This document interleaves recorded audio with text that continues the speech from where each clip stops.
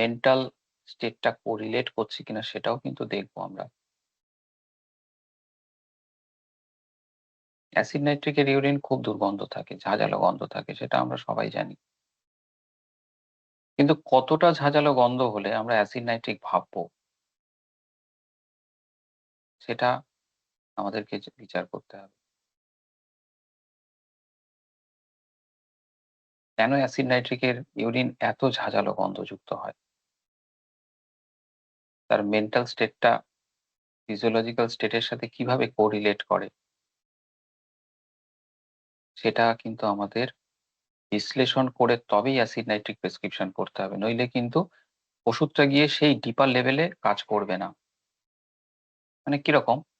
আমি প্রেসক্রিপশন করলাম, ধরো ফিশারের একটা পেশেন্ট এসছে, তার প্রচন্ড জ্বালা, পায়খানার দ্বারে ব্যথা। আমি অ্যাসিড নাইট্রিক দেবো বলে ঠিক করেছি। আমি জিজ্ঞেস করলাম, তোমার ইউরিনে দুর্গন্ধ হয়? পেশেন্ট বলল, হ্যাঁ, ইউরিনে দুর্গন্ধ হয়। কিন্তু পেশেন্ট খুব কাম অ্যান্ড কোয়াইট নেচারের।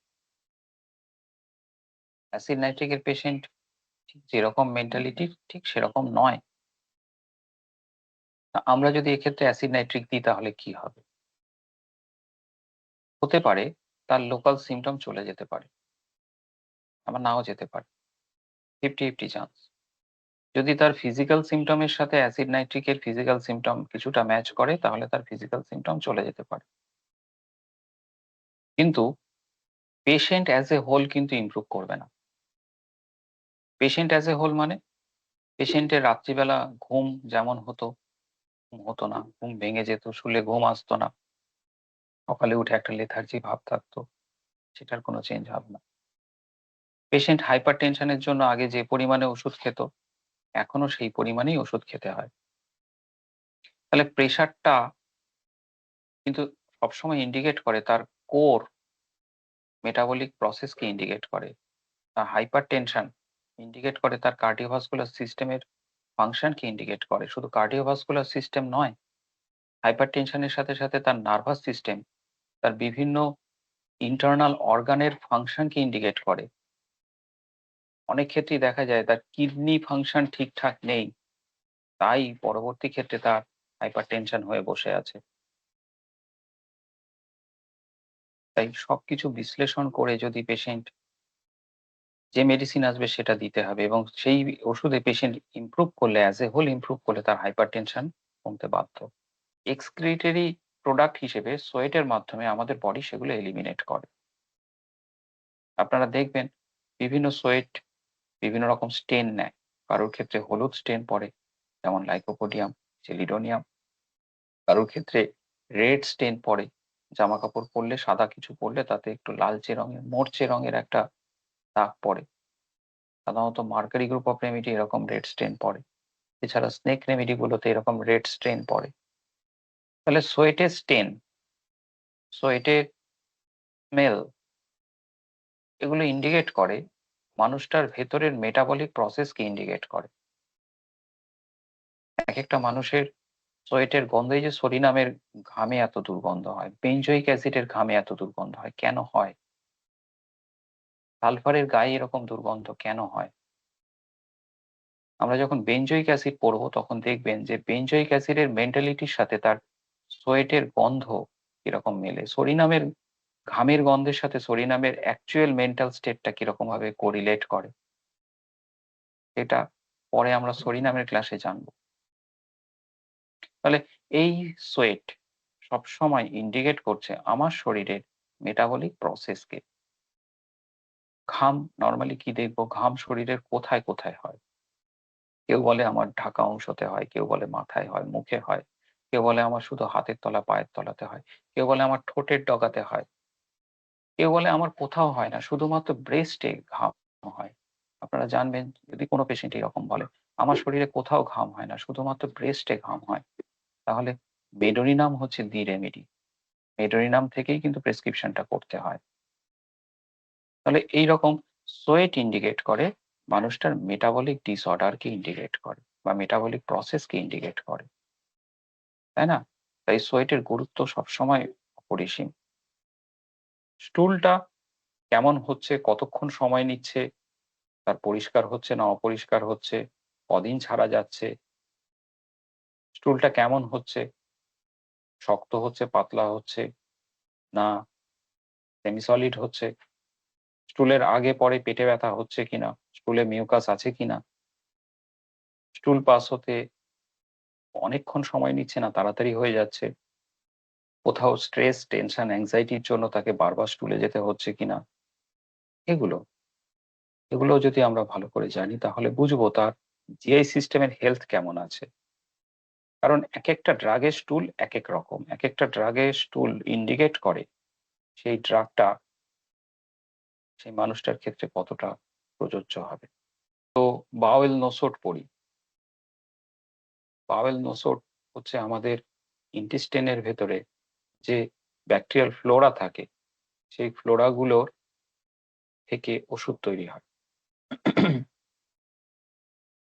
বাওয়েল নোসোড যিনি আবিষ্কার করেছিলেন, উনি তখন তো আজ থেকে অনেক দিন আগে, ২৫০-৩০০ বছর আগে।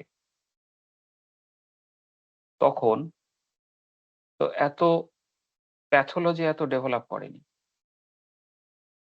উনি দেখলেন যে একেকটা মানুষের স্টুলের গন্ধ একেক রকম হচ্ছে। তার কনসিস্টেন্সি একেক রকম হচ্ছে। উনি সেরকমভাবে ৩০০ টা স্টুল স্পেসিমেন সংগ্রহ করেন। ৩০০ জনের পায়খানা সংগ্রহ করেন। সেই পায়খানার দেখলেন যে ৩০০ জনের পায়খানার গন্ধ বিভিন্ন রকম। ৩০০ রকম গন্ধ। উনি সেটা বিচার করেন। তখন তো প্যাথোলজি কোথায়? মাইক্রোস্কোপ কোথায়? কিন্তু উনি স্টুল দেখে, স্টুলের কনসিস্টেন্সি দেখে, স্টুলের গন্ধ বিচার করে উনি বললেন, "না, প্রত্যেকের স্টুল তো একরকম নয়। এর পেছনে কোনো কারণ দায়ী আছে।" তখন উনি পাওয়েল নোসোড-এর কথা ভাবলেন এবং সে এক করে ড্রাগ গুলো প্রুভিং করতে শুরু করলেন। তাহলে স্টুলটা খুব ইম্পোর্টেন্ট। স্যার, পটাশিয়াম ইমব্যালেন্সের কথাটা বললেন, ওখানে স্যার ওই মানে বারবার ফল করে যাওয়া বা ইয়ে করা, ওই জায়গাটা স্যার একটু যদি আরেকবার বলে দেন। হ্যাঁ, অনেকের আছে যে পটাশিয়াম ফল করছে, বারবার করে পটাশিয়াম ফল করছে। পটাশিয়াম বারবার করে ফল করছে মানে তার শরীরে পটাশিয়াম মানে কি? পটাশিয়াম মানে হচ্ছে কেলি। আমাদের যে কেলি গ্রুপের মেডিসিন গুলো রয়েছে সেটা পটাশিয়াম। যেমন কেলিবাই, কেলিসাল, কেলি আয়োড, ফসটিকাম, কেলিফস, যত কেলি আছে সেই কেলিটা ইন্ডিকেট করছে পটাশিয়ামকে। তাহলে আমাদের মাথায় রাখতে হবে এর তো পটাশিয়াম মেটাবলিক ডিসঅর্ডার আছে। তাহলে এই মানুষটা কেলি গ্রুপের মেডিসিন কি হতে পারে? কারণ পটাশিয়াম তো মেইন কম্পোনেন্ট কেলি গ্রুপের মেডিসিনের। এটা একটা এন্ট্রি পয়েন্ট হতে পারে যে কেলি গ্রুপ প্রেসক্রিপশনের আগে আমরা দেখে নেব তার এরকম কোনো হিস্ট্রি আছে কিনা, যে পটাশিয়াম ফল করার হিস্ট্রি আছে কিনা। ঠিকঠাক খাচ্ছে কিন্তু সুগার খুব ফ্লাকচুয়েট করছে। কখনো বাড়ছে, কখনো কমছে। যদি এই সিচুয়েশন থাকে তাহলে আমরা সুগার কমাবার জন্য জানেন যে আপনারা ইনসুলিন ইনজেকশন দিতে হয়। যাদের খুব আনকন্ট্রোল ডায়াবেটিস থাকে তাদেরকে ইনসুলিন ইনজেকশন দিতে হয়। ইনসুলিন দিলেই কি হয়? ঝপ করে সুগারটা ব্লাড থেকে কমে যায়। ইনসুলিন গিয়ে কি করে? না আমাদের প্রত্যেকটা সেলে ইনসুলিন গ্লুকোজটাকে ঢুকতে সাহায্য করে। সেল পারমিয়েবিলিটি বাড়িয়ে দেয় গ্লুকোজে। সেইজন্য যাদের ক্ষেত্রে আনকন্ট্রোল ডায়াবেটিস আছে তাদেরকে ইনসুলিন প্রেসক্রিপশন করা হয়। ইনসুলিনকে ডাইরেক্ট সেলে গ্লুকোজটাকে ঢুকতে সাহায্য করে। গ্লুকোজ যদি সেলে ঢুকে যায় তাহলে ব্লাডে গ্লুকোজ ফল করবে। আর সেল থেকে যদি গ্লুকোজ বেরিয়ে ব্লাডে আসে তাহলে ব্লাডে গ্লুকোজ বাড়বে। এটাই তো নরমাল ফিজিওলজি। যদি দেখা যায় যে কারোর ব্লাডে হঠাৎ করে গ্লুকোজ ফল করছে, খুব ওঠানামা করছে গ্লুকোজ। কখনো দেখলেন যে তার ফাস্টিং গ্লুকোজ, ফাস্টিং সুগারটা থাকছে ৮০, কখনো ৯০, কখনো ৭০, কখনো ১২০। প্রায়ই দেখছেন যে এরকম ওঠানামা করছে, স্পাইক নিচ্ছে, কখনো কমে যাচ্ছে, কখনো উঠছে। তাহলে সেক্ষেত্রে ইনসুলিন মেটাবলিক ডিসঅর্ডারটাকে মাথায় রাখতে হবে। ইনসুলিনের মেটাবলিক ডিসঅর্ডারের জন্যই এই কাণ্ডটা হওয়ার সম্ভাবনা বেশি। সেক্ষেত্রে আপনারা জানেন আমাদের ইনসুলিনাম বলে একটা মেডিসিন আছে।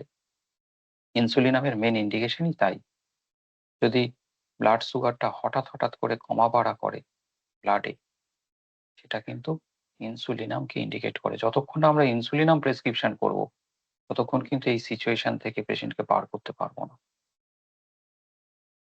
এটা হচ্ছে ইন্টারমিডিয়েট রেমেডি হিসেবে কাজ করবে।